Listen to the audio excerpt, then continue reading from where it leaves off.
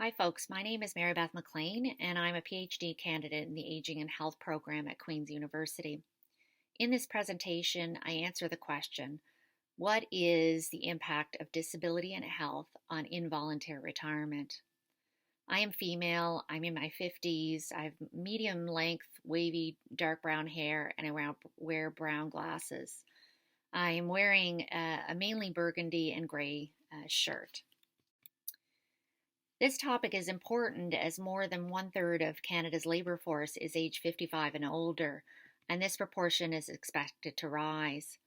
Further, as the workforce is aging and disability rates rise with age, coupled with an increasing need and desire of older workers to continue working, many older workers face the possibility of being forced from the labour market.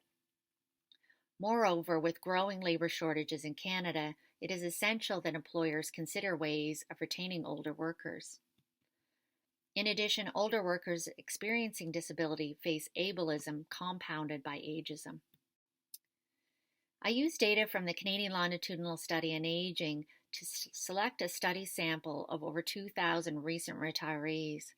So that is those individuals retired between baseline and follow-up 1 of the survey.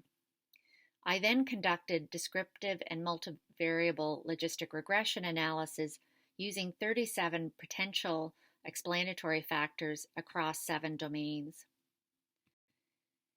In terms of health and disability characteristics, more than 1/4 of women and men reported they retired due to health, disability, or stress. 1/3 of women and almost 20% of men had 5 or more chronic conditions prior to retirement. Other health and disability characteristics, such as self-rated mental health, that is fair or poor, having limitations in activities of daily living, and health-related participation limitations were less common. In terms of voluntariness of retirement, respondents were asked, would you say your retirement was voluntary?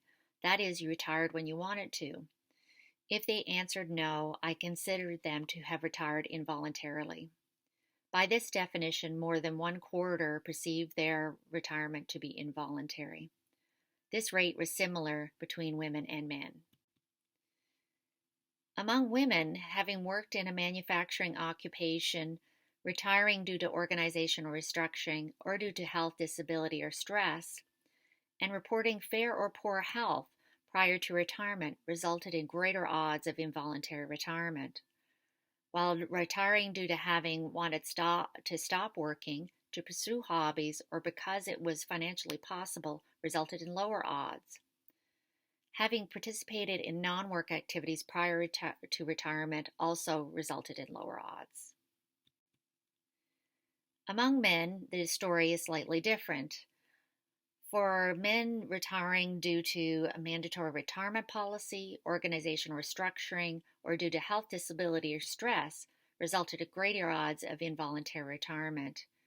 In addition, having participation limitations due to health prior to retirement, being younger than age 65, and having expectations of inadequate income for retirement resulted in greater odds.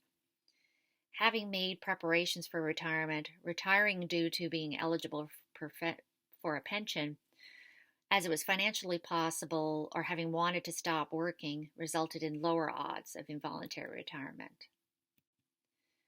These findings suggest a focus on changing workplace practices and policies is needed to enable more workers experiencing poor health or disability to remain in the workforce longer.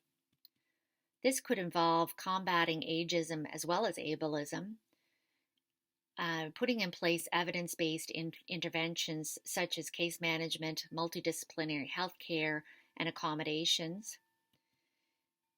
Other predictive factors can inform prevention efforts.